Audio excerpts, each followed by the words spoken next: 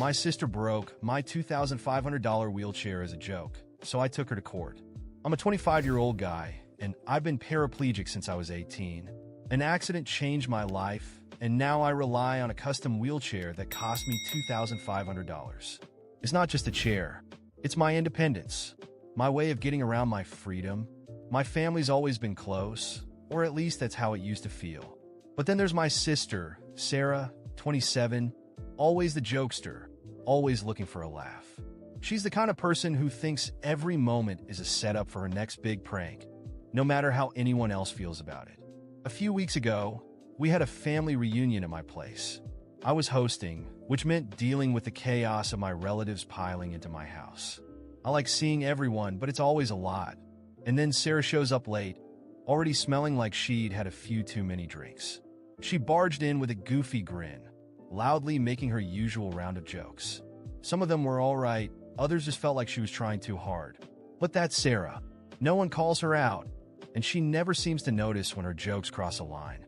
It started with little comments. Sarah threw out a few quips about how she wished she had a cool ride like mine, gesturing at my wheelchair. Everyone else just laughed, awkwardly shifting in their seats. But I could feel the air in the room change. I tried to shrug it off. This wasn't the first time she'd said stuff like that. But then she decided she needed to get more hands-on with her jokes. Sarah strutted over to me, grabbed the handles of my wheelchair, and started pushing me around the room like we were kids playing with a go-kart. She even made engine noises like this was some kind of game. At first I thought she'd stop if I asked, so I told her, "Hey, cut it out, man." She just laughed louder, saying she was lightening the mood. Nobody else said a word. They just kept glancing around, some trying to pretend like they didn't notice. I looked at my parents, but they just gave me that look that said, "Just let it go." But I couldn't. So I told Sarah again, firmly, this time I wasn't playing around. "My chair isn't a toy." Sarah smirked like I challenged her and said, "Relax, I'm just messing with you." And then she got it in her head to try something even more ridiculous. She tried to do a wheelie with my chair, yeah. You read that right. She yanked back on the handles, trying to lift the front wheels off the ground. I shouted at her to stop, but she just kept going. Then it all went south. She couldn't keep her balance, and the wheelchair tipped. One of the wheels landed hard on the floor with a loud crack. I barely managed to catch myself as I tumbled out of the chair, but my focus immediately snapped to the wheelchair. The right wheel was bent out of shape. The frame was twisted. It was trashed. The room went dead silent. And for a moment, I thought maybe, just maybe, Sarah would realize how badly she'd screwed up. Instead, she just shrugged and said, "It's not a big deal. I was just joking around." She didn't even apologize. My face was burning with anger, but all she could see was her own embarrassment. I demanded that she pay for the damage, but she just threw her hands up and said she didn't have that kind of money. Some family members jumped in, trying to play peacemaker. My aunt said Sarah didn't mean it. She just got carried away. My uncle thought I was blowing things out of proportion, saying, "You know how Sarah is." But this wasn't about how Sarah is. This was my mobility, my independence. And now I was stuck using a manual backup wheelchair. That's a literal pain to get around in. It's clunky and way harder for me to move around in. But I had no choice. I kept pushing Sarah to pay for the repairs, but she just kept saying she couldn't afford it. It became obvious she thought I'd just drop it and move on. But after that night, I couldn't just let it go.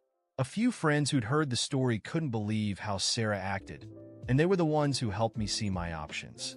They pointed out that if Sarah wouldn't take responsibility, I could take her to small claims court.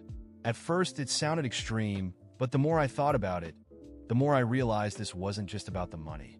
It was about holding her accountable for once. So that's what I did. I filed the paperwork to take Sarah to small claims court for the $2,500 to cover the cost of a replacement wheelchair. Word spread fast through the family, and the reactions were all over the place. Some said I was taking it too far, that I was going to ruin the family over a stupid mistake.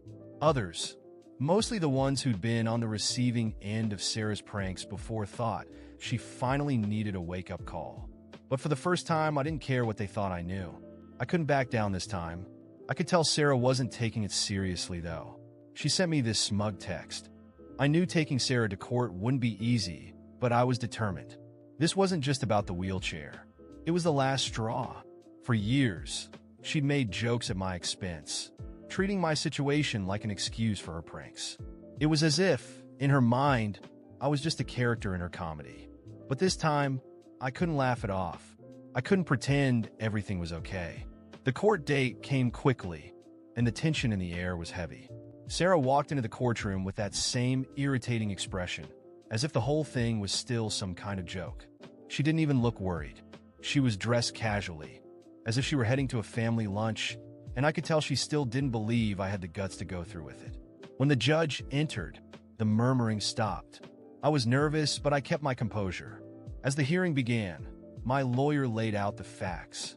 We showed photos of the broken wheelchair, the repair estimates, and explained how my independence had been impacted. I used my backup manual wheelchair to demonstrate how much harder it was to get around and how even the simplest tasks had become a nightmare. Throughout the hearing, Sarah stayed relaxed. When it was her turn to speak, she gave the same excuse she always used. It was just a joke. I didn't mean any harm. The judge looked at her sternly, and for the first time, I saw a flicker of worry on her face. I think she finally realized this wasn't going to end the way she thought. My family was seated behind me in the courtroom, and I could feel their discomfort. My mom wrung her hands nervously, and my dad stared at the floor, avoiding eye contact with me. They weren't on my side. They never really had been.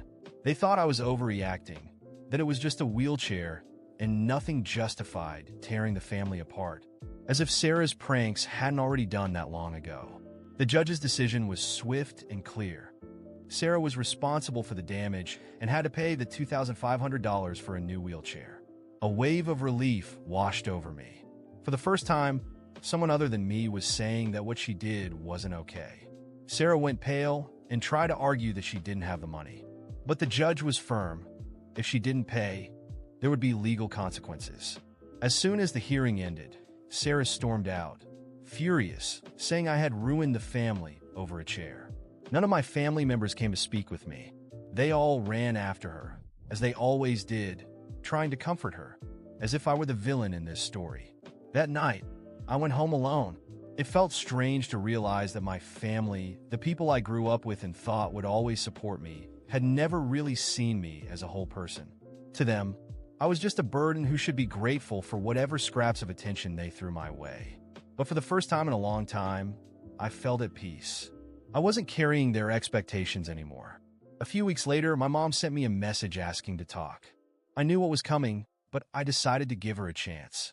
We met at a nearby cafe, and she launched into the speech I had expected. "You know your sister didn't mean any harm." I laughed bitterly. She kept going, talking about how Sarah was going through a tough time and how I needed to understand that family is family. I looked her in the eye and calmly asked, "And when will someone understand what I'm going through? When will anyone care about my pain?" She fell silent, guilt flickering across her face for the first time. But it was too late for me. In the months that followed, the distance between me and my family grew wider. They blamed me for the rift, acting like I was the problem. Sarah refused to pay right away, and it took a long legal process, including threats of asset seizure, to finally get the money from her. But the money wasn't what mattered most.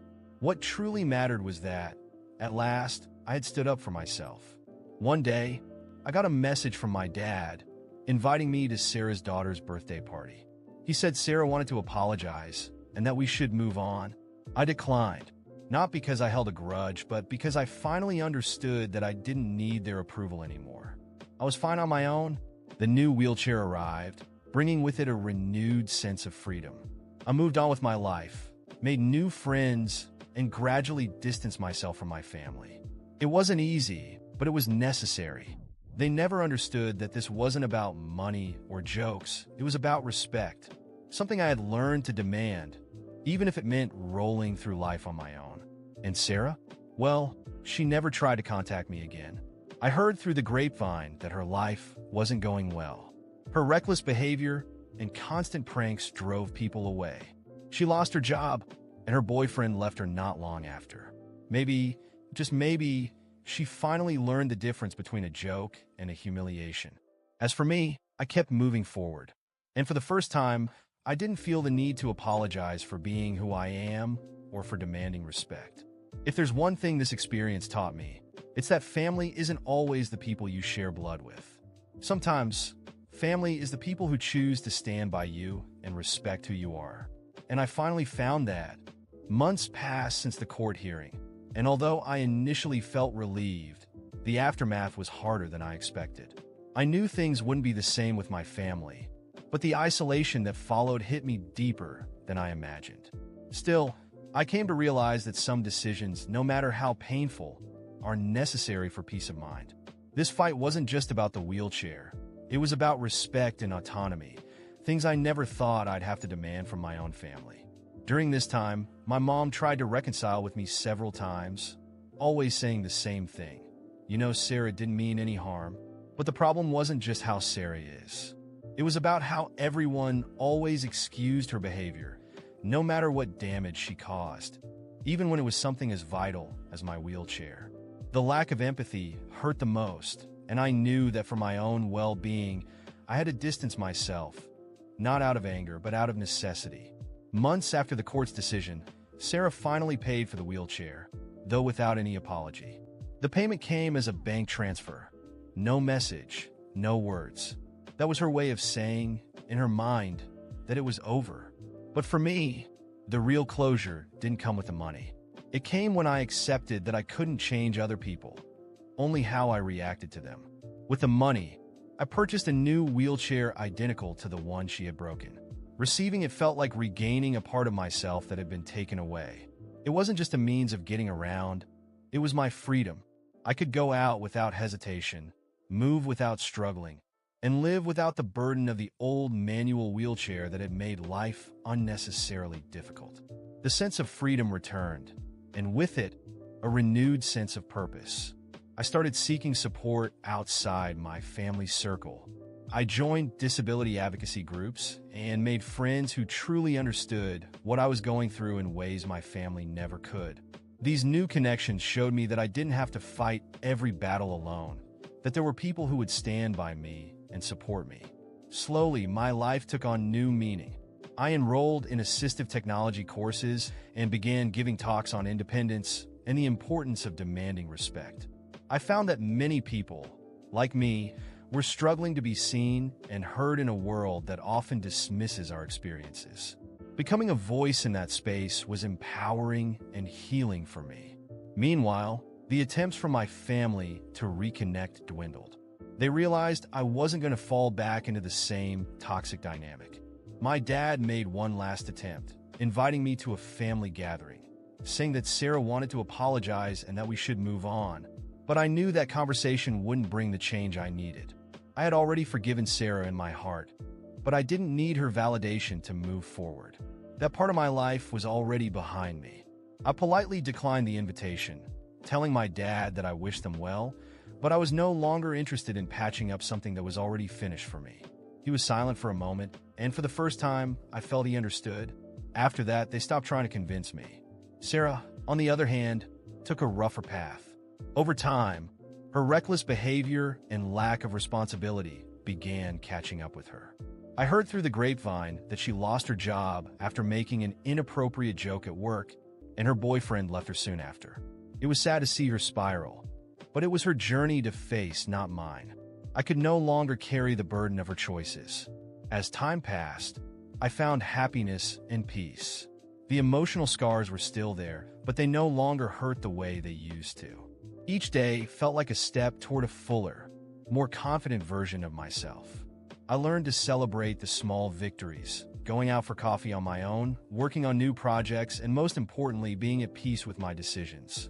Looking back, I see that the court hearing was just the beginning of something bigger, building my emotional independence. Life isn't simple, and the people we love don't always treat us the way we deserve. But the most important thing is learning to value yourself, even if it means letting go of certain relationships along the way. As for my family, I hope they're doing well. I hold no resentment toward them anymore. I've learned that forgiveness isn't about accepting or forgetting what happened. It's about freeing myself from the weight of that pain. And that's exactly what I did. Closing that chapter was an act of self-love. And Sarah, I hope she finds her way and perhaps learns something from all this. but I no longer need her approval or anyone else's. I am enough, just as I am, and that, more than anything, is the real closure I've been looking for.